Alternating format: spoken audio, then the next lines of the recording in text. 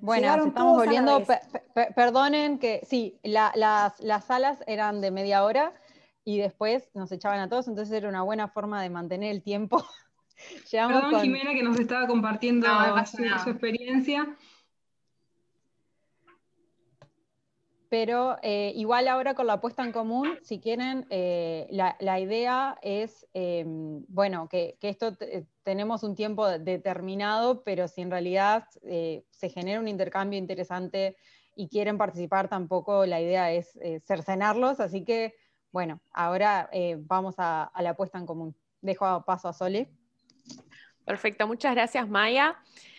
Nos vamos a saltear el break, porque así podemos ajustarnos un poco mejor al tiempo. Como decía Maya, estamos haciendo todo lo posible para que se dé lugar para las discusiones, pero también respetar a las personas que se planificaron que esto iba hasta las 11:30, entonces vamos a tratar de atrasarnos lo menos posible. Entonces, vamos a empezar con la... Tenemos una persona joven que puede que sea científica. Eso es parte de esta virtualidad. Exactamente. Es parte de eso. Bueno, la primera puesta en común va a ser de la sesión de discapacidad, y para quienes no estuvieron en la sesión les voy a presentar a la doctora Marcela Risotto y al doctor Martín Torres. Marcela es doctora en química de la Universidad Nacional de Rosario, en Argentina. Ha sido directora de numerosos proyectos de investigación nacionales e internacionales, tanto en el área de química bioinorgánica y ambiental como en el área de educación. Tiene muchas publicaciones en revistas referadas, capítulos de libros, presentaciones en congresos. Y de nuevo, porque esto es un desafío a ver si me quedo sin aire, no solo es doctora en química y tiene publicaciones, sino que es una de las máximas medallistas paralímpicas de la historia argentina. Tiene 7 medallas en total entre los Juegos Paralímpicos de Toronto 1976 y Arnhem de 1980. Tiene 6 medallas en natación, que incluyen 2 medallas de oro, y una de bronce en baloncesto en silla de ruedas. O sea, anonadada, es impresionante. Y también vamos a tener a Martín Torres.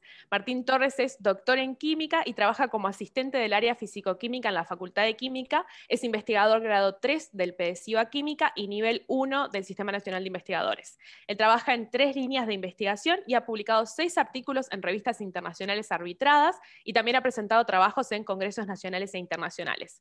Además, es coordinador de la Comisión de Apoyo para Personas con Requerimientos Especiales de la Facultad de Química, que este es un equipo de trabajo que ha promovido la adaptación del edificio y los procedimientos de trabajo para promover la inclusión de personas con diversidad funcional, y ha también creado herramientas para actividades prácticas de laboratorio para estudiantes con diversidad funcional. Así que, adelante, Marcela y Martín, muchas gracias por estar acá.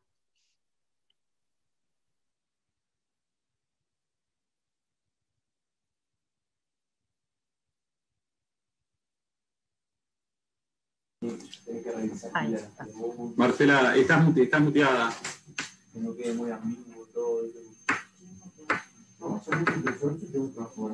Muchas gracias, una presentación extraordinaria. Gracias. Me quedó un par de diapositivas, a mí no sé si las puedo comentar. Respecto a las adaptaciones en la universidad, que yo insisto que tienen que ser para todos, o sea, no solo para los alumnos, sino yo como docente he requerido adaptaciones, por ejemplo, del pizarrón antes de la etapa que se podía pasar diapositivas, ¿no es cierto?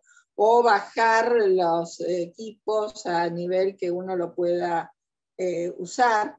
En un asiento móvil, ahí se ve, que es totalmente fácil de hacer. A mí me lo hicieron en el mismo taller de la universidad, y cuando no me pude sentar en un asiento móvil, sino que ya estaba en silla de ruedas, una sería bajar la mesada, y ahí tengo una foto de la mesa que yo usé cuando estuve acá en la Facultad de Química de la UDELAR. Bueno, divino. Por mí ya estoy. Todas las preguntas que quieran. Bien. Puedo darle para atrás. Perdón. Bien. Perfecto. Bueno, yo les quería comentar un poquito el caso que tuvimos acá en Facultad de Química, que fue un caso de éxito, digamos, que Agustina Roca es una estudiante de Facultad de Química de la carrera de Ingeniería Química. Ella vino de la Facultad de Ingeniería porque no le había gustado la carrera. Martín. Sí, perdón. Hay otra voz en tu micrófono que nos complica un poco para escuchar. Muchas gracias. Disculpen los problemas técnicos.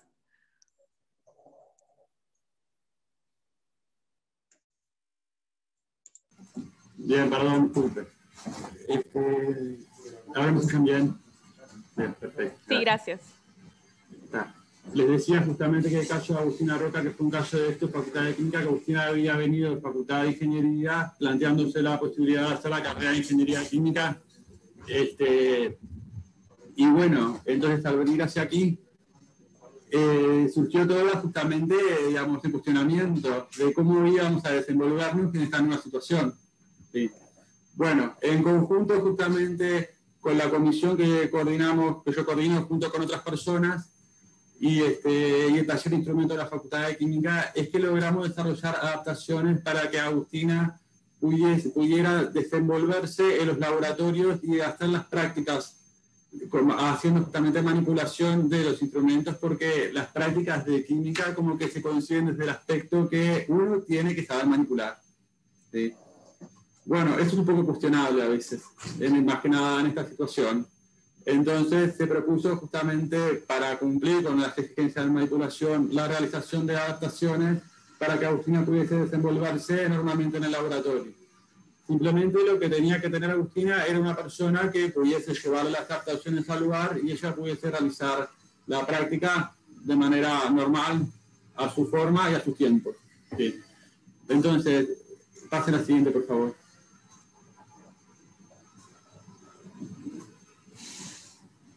Bien. Entonces, todo este trabajo realizado por Taller de Instrumentos llevó justamente a la necesidad de comparar el desempeño de Agustina con las adaptaciones frente al resto de sus estudiantes. ¿Sí? Entonces, en un trabajo realizado junto por Gabriel González, Agustina Roca, Lía Arizada y Gabriel Zamoyo, lo que se realizó justamente fue estudiar cómo los resultados de la materia de química analítica 1 se veían justamente influenciados por el empleo de herramientas adaptadas para los estudiantes. ¿Sí? Bueno, lo que podemos ver acá justamente en la parte del porcentaje de calificación máxima, donde ven ahí el primer gráfico, porcentaje de calificación máxima en cuanto al ejercicio práctico, podemos ver justamente de que las evaluaciones de desempeño que tuvo fue bastante alto. Y las evaluaciones teóricas de práctico, bueno, eso no dependen de las adaptaciones, pero sí las evaluaciones de desempeño que obtuvo en cuanto a la calificación máxima de la estudiante Agustina Roca fueron de promedio bastante elevado. Ahora, si nosotros comparamos el porcentaje de calificación máxima que obtuvo la estudiante en relación al resto de los estudiantes, vemos que el desempeño que obtuvo Agustina, que fue justamente el cilindro que vemos en color naranja, estaba dentro de uno de los mejores desempeños de la clase. ¿Sí?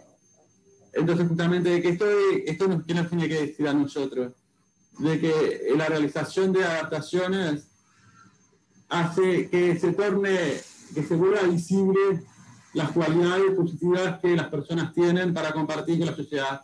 Y acá vemos justamente la importancia de generar, de romper las barreras, digamos, frente a las cuales uno normalmente se enfrenta en el laboratorio, ¿sí? Para que generar justamente una educación más inclusiva e integradora. ¿Sí? Bueno, esto les quería compartir y espero que haya sido un aporte bueno para otros servicios y otras realidades de otros organismos que estén participando. Perfecto, muchas gracias, Martín. Teresa escribió un aporte al asunto de discapacidades de la Comisión de Enseñanza, otro aporte al tema de Marie Curie y otro comentario sobre Marie Curie. Teresa, ¿te animás a escribirlo en el chat? Así todos lo podemos ver, pero además por cuestión de tiempo podemos seguir a la siguiente Sí. A la siguiente puesta en común, te agradecería muchísimo. Entonces, ronda de aplausos para nuestros moderadores. Espero que la presentación haya sido, la discusión haya sido muy fructífera, no me cabe duda. Entonces vamos a pasar a la puesta en común de la sesión. Ahí se me pierde. De la dimensión étnico-racial, que fue moderada por la doctora Alicia Esquivel Rodríguez. No, Alicia, perdió conexión. Te lo escribí perdió la conexión. por interna. Disculpa, Maca, no lo vi. Muchas gracias. Entonces vamos a pasar a la puesta en común. Estoy aquí, ya me conecté. Ahí volvió. Bien. Perfecto. Entonces tenemos a Alicia. Pero, bueno. Perdón. ¿Todo bien? Sí, dale. No. Perfecto. Entonces, le voy a presentar a Alicia, que es política afrofeminista, médica especialista en pediatría con una maestría en homeopatía y otra maestría en políticas públicas y de género. Además, es integrante titular del Comité Académico del Diplomado de Afrodescendencia y Políticas Públicas de la Facultad de Ciencias Sociales. Es presidenta y profesor titular de la Asociación de Medicina Homeopática del Uruguay, presidenta de UAFRO, integrante de Diálogo Político de Mujeres Afro-Uruguayas, y como si todo esto fuera poco, porque de nuevo esto es un desafío para ver si me quedo sin aire, fue docente de la Cátedra de Parasitología de la Facultad de Medicina y responsable del Departamento de Mujeres Afrodescendientes y Mujeres del MIDES. Adelante, Alicia, muchísimas gracias por estar hoy acá.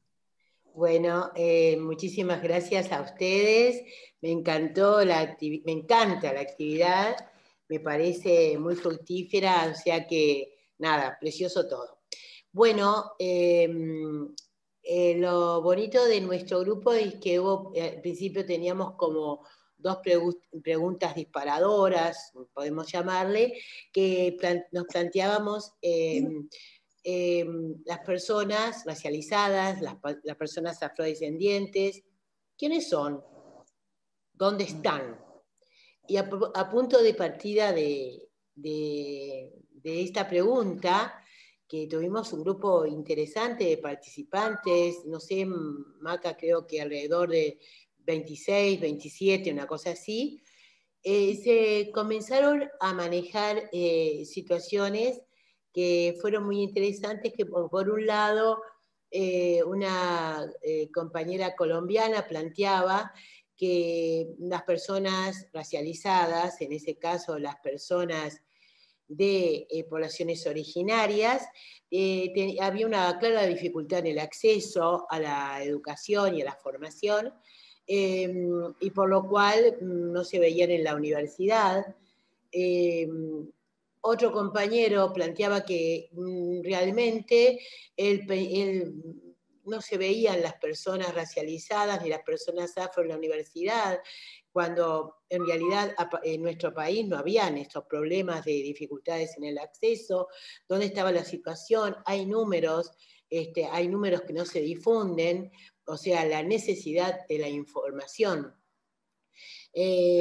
Una compañera que trabaja en antropología decía, bueno, qué cosa más extraña, vamos a trabajar esto del estudio de las razas a nivel biológico, ¿no? Y que solamente había una sola compañera trabajando con todo esto y que no tenía ningún sentido, porque obviamente el ADN, como lo ratificamos en el ADN, el fenotipo está en el 0.1, o sea que en realidad la única raza que existe es la humana. Alguien planteó en el chat, vi una profesora, pero como una cosa hiper rara realmente.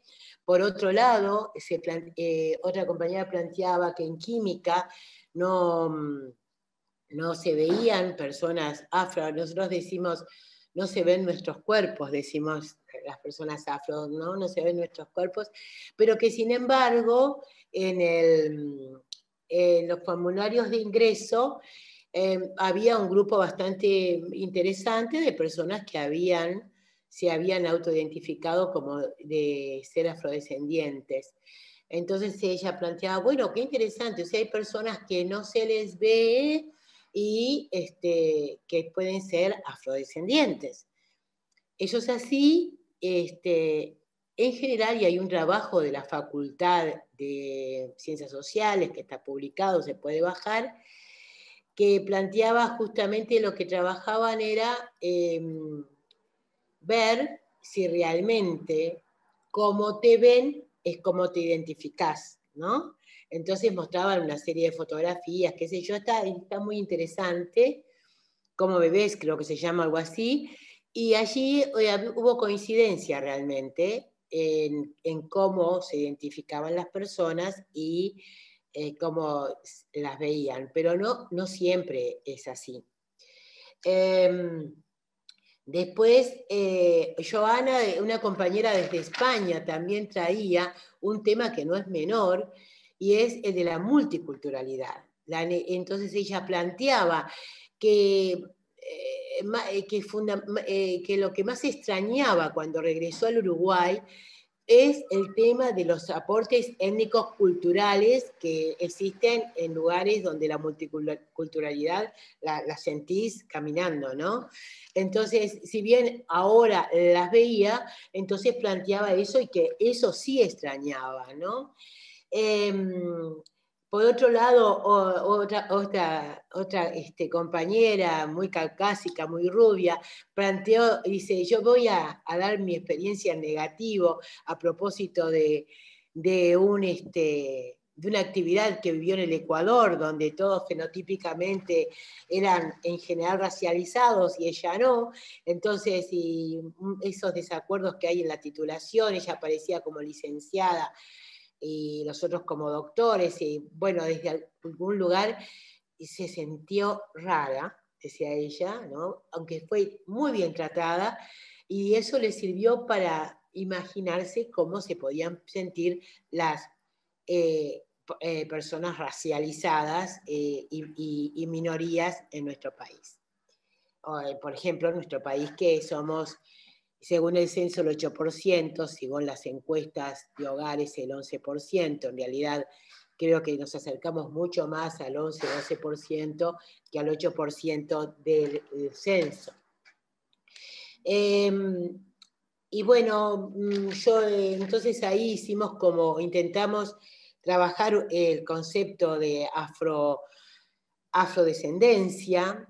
La gran mayoría en Latinoamérica y después de Durban, la conferencia mundial contra el racismo, la xenofobia y las formas conexas de intolerancia, nos llamamos afrodescendientes. Hay algunos países que mantienen o fundamentalmente los activistas mantienen el llamarse negro, negra, preto, ¿no? O sea, descendientes del pueblo negro, y está bien, pero el concepto de afrodescendencia, en eso de quiénes son, lo traje como para mostrar que es un concepto que viene de una evolución que parte de la trata transatlántica hasta el momento actual, con todos los elementos negativos que tuvo la trata, la esclavización, los elementos que después siguieron en la colonización y la discriminación racial que todavía existe en estos lugares. Entonces esto tiene que ver con los componentes de cómo nosotros nos sentimos, que es el componente étnico, que somos descendientes de ese grupo de personas y mantenemos ciertas cosas de la cultura. Por otro lado, es como nosotros nos sentimos, cómo nos ven, que es el componente fenotípico, el color de la piel, los rasgos, el cabello, qué sé yo, que es como los otros nos ven. Y el componente que tiene que ver, lamentable, pero que tiene que ver vincular, es que el 100% de nosotras y de nosotros, de las personas afro, ya sea que fenotípicamente lo veamos como afro o no, el 100% tuvimos una experiencia directa o indirecta de discriminación por esta causa.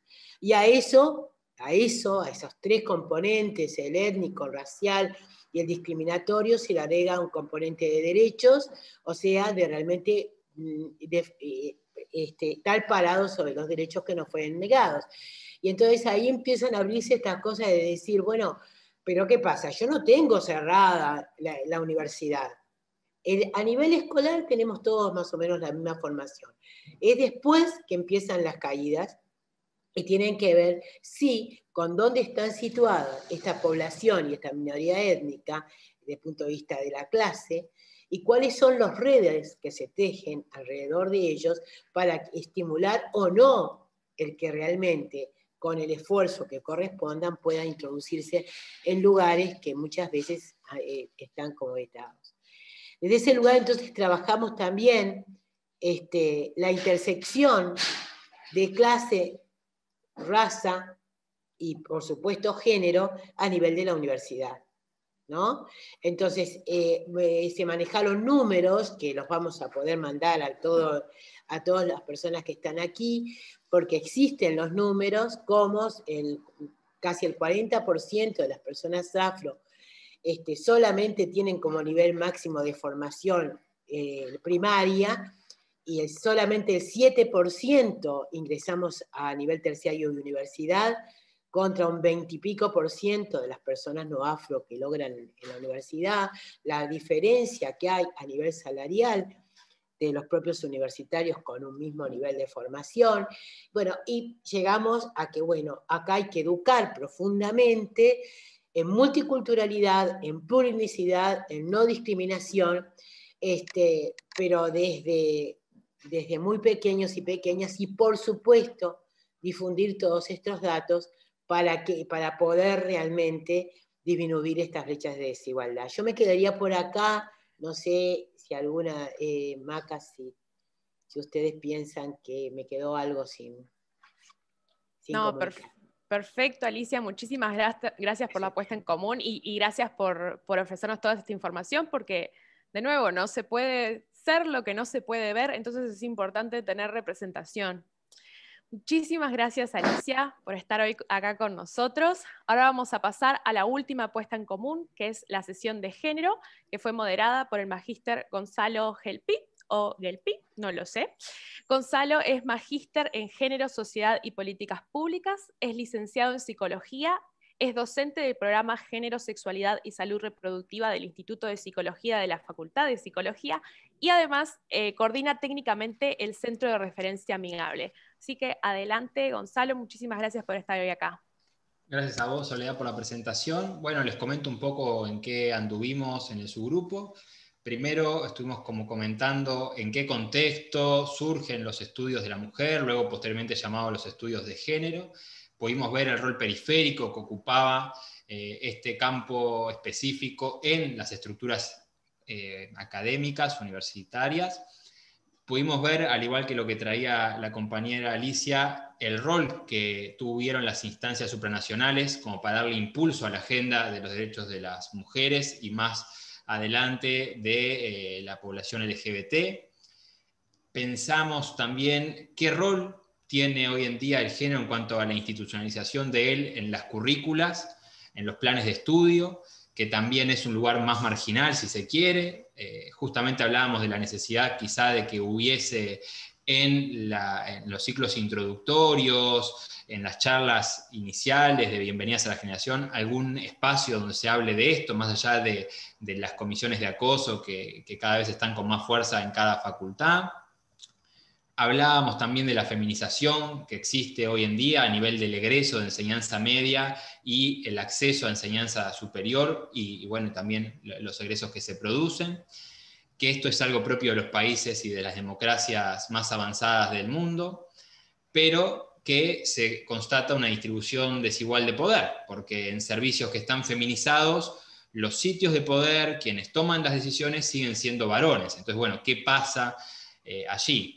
Hablábamos también de que dentro de esta feminización en la enseñanza superior, el servicio que está más complicado estadísticamente hablando es Facultad de Ingeniería y en particular algunas ingenierías, las que se relacionan más con la parte dura de informática, de computación, de que tendemos a creer que es un problema que explota cuando tenemos 17, 18 años, pero que en realidad tiene que ver con la socialización de género a edades tempranas, en la infancia, sobre todo en la escuela, y que eso lleva a un sesgo de género a la hora de la elección de la profesión que se hace ya en la adolescencia, ¿no? Carreras que uno asocia más a un género que a otro, en esto de los modelos y mandatos en los cuales estamos socializados en materia de género. Hablábamos del trabajo invisible, de la doble, triple jornada laboral de las mujeres, cómo esto impacta en la posibilidad de desarrollo académico, las distrae, les hace no poder estudiar para presentarse a otros llamados y avanzar en el grado, cuando sus pares varones sí tienen tiempo libre luego de llegar a sus hogares para hacerlo. Hablábamos de la competencia como un atributo simbólicamente masculino en el cual se funcionan las estructuras académicas y que eso muchas veces es un desestímulo para participar de la ciencia y hacer ciencia siendo mujer.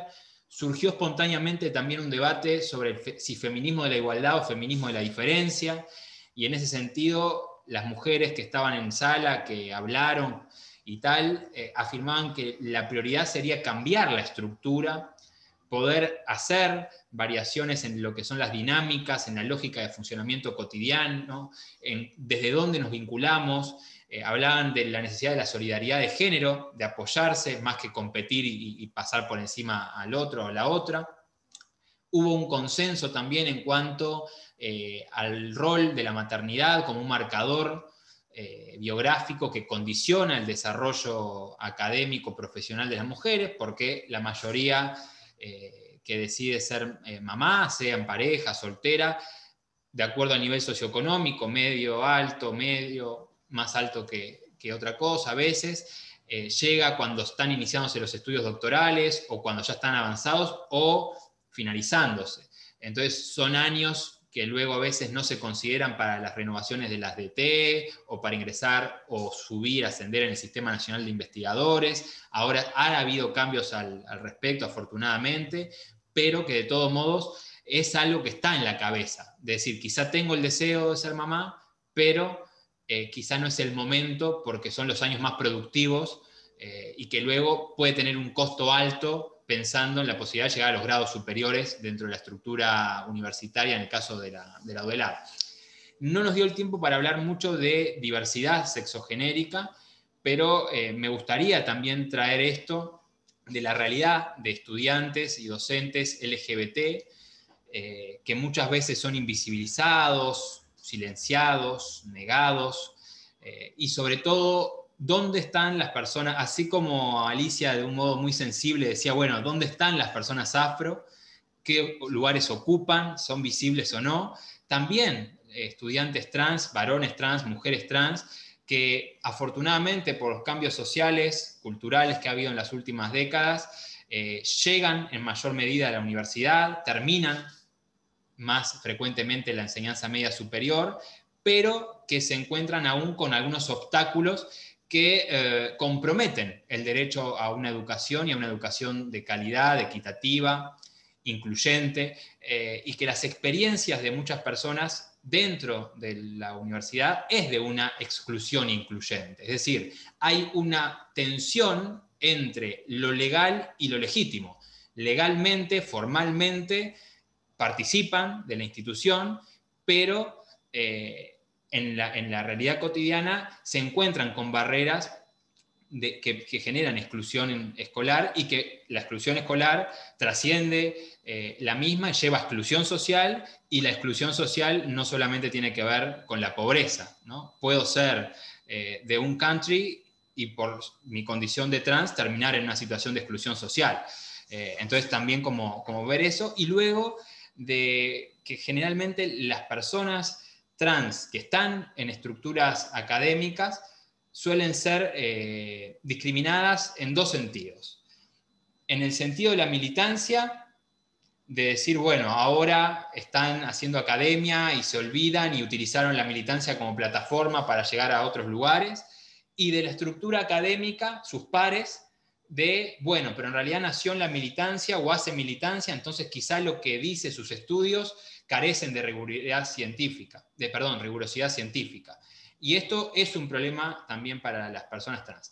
Y luego se da lo que llamamos violencia epistémica o extractivismo académico, donde se produce conocimiento sobre las personas LGBT, pero ellas no tienen nada que ver en el proceso de construcción ni de validación de ese conocimiento. Entonces terminan habiendo relaciones de poder entre los sujetos de estudio y quienes están produciendo ese conocimiento novedoso sobre estas identidades sexuales y de género. Entonces, la pregunta sería, bueno, ¿cómo hacer, qué acciones, qué políticas tomar a nivel institucional para que el tránsito de estudiantes disidentes con las normas de género y sexuales por la universidad sea más armónico y que no se comprometa el derecho a la educación en un marco que desde la segunda reforma promueve la democratización de la enseñanza y en especial de la enseñanza superior. Y saber que del momento de que un estudiante LGBT y sobre todo estudiantes trans no pueden culminar el nivel de enseñanza media o se garantiza el mantenimiento o egreso de enseñanza superior, se puede reproducir la LGBTización de la pobreza. Hemos hablado mucho de la feminización de la pobreza, pero también hoy en día es posible ya afirmar con datos estadísticos que se da una LGBTización de la pobreza en este cruce, que también retomo nuevamente a Alicia, que me encantó su presentación, entre lo que es la clase social, la raza, el género, la capacidad, la nacionalidad, y otras tantas variables que juegan y que generan opresiones y privilegios que se viven o padecen al simultáneo. Esto de mi parte ha sido todo, fue como Express, AliExpress me auspició hoy, o Colonia Express, elijan ustedes. Gracias. Muchísimas gracias, Gonzalo. Ronda de aplausos para Gonzalo. Me imagino que todos desde sus casas están chiflando, gritando, emocionados. Veo lágrimas caer, o sea, impresionante lo que han sido estas puestas en común. Realmente increíble la capacidad de síntesis, los aportes que estuvieron haciendo. Quiero agradecerle especialmente a María Ingol, que dejó unos comentarios buenísimos en el chat sobre libros y materiales. También Alicia estuvo compartiendo datos en el chat, así que por favor, tómense un minuto para leer los comentarios que nos han ido agregando. Realmente muchísimas gracias a todos.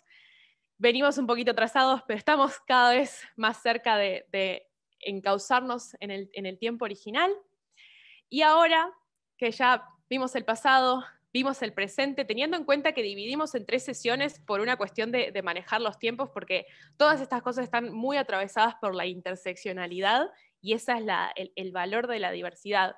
Entonces vamos a mirar un poco hacia el futuro y los voy a invitar a disfrutar de un video con testimonios de niñas y adolescentes que preparamos especialmente para este evento.